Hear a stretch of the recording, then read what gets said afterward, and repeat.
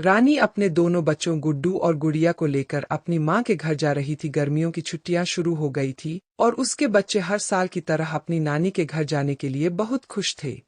बड़ी अजीब बात है ना माँ, हर साल तो हमारी छुट्टियां होने से पहले ही नानी हमें इतने फ़ोन करती थी कि जल्दी से आ जाओ, जल्दी से आ जाओ, लेकिन इस बार उन्होंने एक बार भी हमें फ़ोन नहीं किया। हाँ माँ, ऐसा क्यों? क्या नानी हमसे नाराज है? अरे नहीं नहीं बच्चों, ऐसा कुछ भी नहीं है। अभी हम लोग नानी के पास जाएंगे ना, तो वह हम सबको देखकर बहुत खुश हो जाएंगी। थोड़ी देर में वो सब अपनी नानी के घर पहुंच गए। रानी ने अपने घर का दरवाजा खटखटाया, लेकिन बहुत देर तक उसकी माँ घर से बाहर नहीं आई। यह क्या माँ, दरवाजा क्यों नहीं खोल रही है? क्या वह घर पर नहीं है? वैसे भी हमने उन्हें अपने आने के बारे में बताया नहीं था या? नहीं नहीं माँ, वो देखो ना, दरवाज़ा बाहर से नहीं बंद है। अगर नानी कहीं गई होती तो यह ताला लगा होता, इसका मतलब कि वो अंदर ही है। थोड़ी देर में उनकी नानी बाहर आ जाती है। वो रानी और उसके बच्चों को देखकर खुश नहीं होती है। अरे माँ, मैं कब से दरवाजा खटखटा रही थी मगर आप खोल ही नहीं रही थी। क्या हुआ, आप सो रही थी क्या? हाँ, मैं सो रही थी, लेकिन तुम लोग यहाँ ऐसे अचानक क्यों आ गए हो?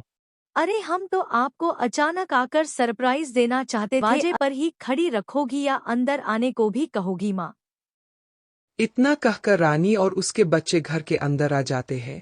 उनकी नानी बिना किसी से कुछ बात किए अपने कमरे में चली जाती है। ये सब क्या है माँ? आप तो कभी भी कमरे को इतना गंदा नहीं रखती थी, तो फिर यह अचानक से आपने इतनी गंदगी क्यों फैला रखी है?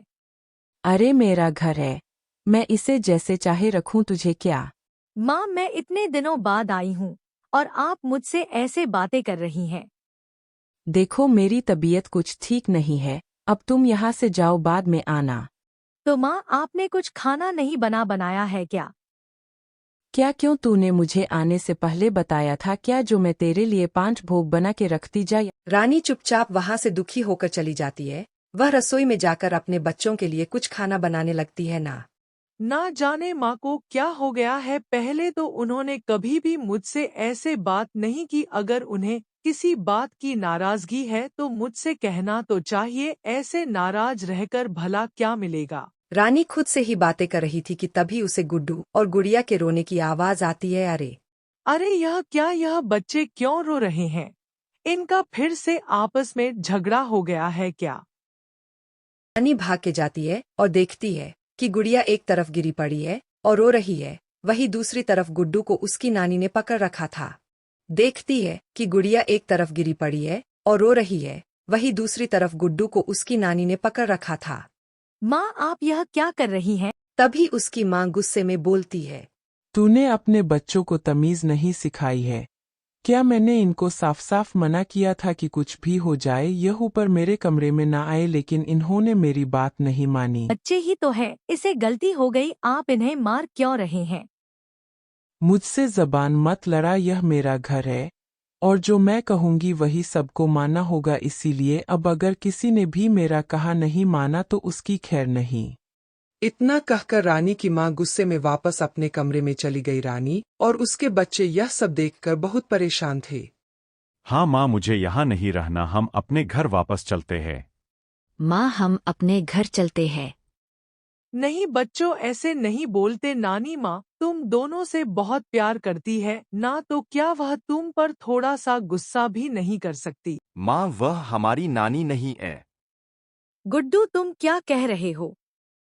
माँ, मैं और गुड़िया खेल रहे थे और खेलते खेलते हमारी बॉल नानी के कमरे में चली गई थी। जब हम उसे लेने गए तो हमने देखा कि नानी के कमरे में एकदम अंधेरा था। फिर गुड़िया ने कमरे की लाइट चला दी और नानी वहाँ नहीं थी। क्या तो फिर कहाँ थी माँ? नानी की जगह कमरे में एक डरनी सी चुड़ैल थी और वह छत की दीवार पर उल्टी लटक रही थी। क्या? हाँ माँ। और फिर हम दोनों वहाँ से चिल्लाकर भागे, लेकिन तभी कमरे से नानी बाहर आ गई और वह हमें मारने लगी। माँ, हमें पूरा यकीन है कि वह हमारी नानी नहीं है। बच्चों, अगर तुम दोनों सच कह रहे हो तो तुम्हें यहाँ नहीं रुकना चाहिए। यहीं पास में तुम्हारी बरखा आंटी का घर है ना, मैं तुम दोनों को वहाँ छोड़ आती हूँ। फिर मैं बरखा आंटी के साथ यहाँ आकर देखूंगी कि आखिर मामला क्या है। बरखा रानी के बचपन की दोस्त थी और वो उसके घर के पास में ही रहती थी। रानी बच्चों को बरखा के घर लेकर जाती है और उसे सब बता देती है। क्या बात कर रही हो रानी? अगर तुम्हारी माँ के अंदर सचमुच में कोई चुड़ैल घुस गई होगी तो हम क्या करेंगे? बरखा, मुझे तो कुछ नहीं समझ आ रहा। अब हम क्या करेंगे? माँ को कैसे बचाएंगे? रानी, वैसे मेरे हिसाब से हमें तुम्हारी माँ पर कुछ समय नजर रखनी चाहिए। शायद इससे हमें पता चल जाए कि वो चुड़ैल तुम्हारी माँ से क्या चाहती है। ऐसे हम वहाँ सीधे जाएंगे तो चुड़ैल हमें देख लेगी और हमें पता भी नहीं चल पाएगा कि वो क्या चाहती है। ठीक है, फिर चलो चलते हैं। बरखा, तुझे याद है ना कि मेरे घर के पीछे में एक खुफिया दरवाजा है जिससे हम आसानी से घर के अंदर जा सकते हैं और माँ को पता भी नहीं चलेगा। हाँ, याद है ना, जब भी हम देर तक पार्टी करके घर लौटते थे तब तो उसी दरवाजे से अंदर जाती थी ताकि आंटी को पता ना चल सके। हाँ, अब जल्दी से चलते हैं। बरखा, यह हंसी मजाक करने का वक्त नहीं है। मुझे माँ की बहुत चिंता हो रही है, उनकी जान खतरे में है। रानी और बरखा रानी के घर चले जाते हैं। रानी फुसफुसाना के कमरे में, हाँ ठीक है चलो, मगर बिल्कुल भी शोर मत करना। हमें चुपचाप जाकर पता करना पड़ेगा कि आखिर वहाँ हो क्या रहा है। वह दोनों अपनी माँ के कमरे तक पहुँचती है और तभी उन्हें कुछ आवाजें सुनाई देती है। एक आवाज काफी डरावनी थी और दूसरी आवाज रानी की माँ की थी। तुम्हें तो मेरा शरीर चाहिए था ना, तू ले लो। अगर तुम मेरे बच्चों को नहीं मार सकती, तुम बार बार उन्हें क्यों नुकसान पहुंचा रही हो? आखिर यह करके तुम्हें क्या मिल रहा है? नहीं, अब तो मैं उन्हें भी मारूंगी। वैसे भी एक बार मुझे तेरा शरीर मिल जाए तो मैं बहुत ज्यादा ताकतवर हो जाऊंगी। बस आज रात तक का इंतजार है। आज रात इसी वक्त मेरी मौत हुई थी और अगर आज इसी समय मैं तुझे मार दूं और तेरा शरीर ले लूं तो फिर मुझसे ज्यादा ताकतवर कोई भी चुड़ैल नहीं होगी। जैसे ही रानी यह सुनती है, वह दरवाजा खोलकर अंदर पहुंच जाती है और अपनी माँ को रोक लेती है। नहीं माँ, तुम खुद को नहीं मार सकती। हम मिलकर इस चुड़ैल से लड़ेंगे, लेकिन तुम खुद को कुछ मत करना। तू और मुझसे लड़ेगी? तेरे जैसे इंसानों को तुम एक पल में मसल सकती हूँ। चुड़ैल रानी को हवा में उड़ा देती है, लेकिन तभी पीछे से बरखा का पति आ जाता है। उसके हाथ में एक बड़ा सा डंडा था। वो उस डंडे के सहारे चुड़ैल को जोर जोर से मारने लगता है।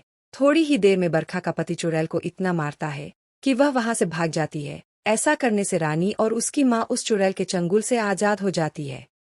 बरखा, अगर तुम और तुम्हारे पति आज नहीं होते तो आखिर मेरी माँ का क्या होता? मैं शायद उन्हें हमेशा हमेशा के लिए खो देती। और यह चुड़ैल मुझे और मेरे बच्चों को भी मारना चाहती थी। तुम्हारा बहुत बहुत धन्यवाद।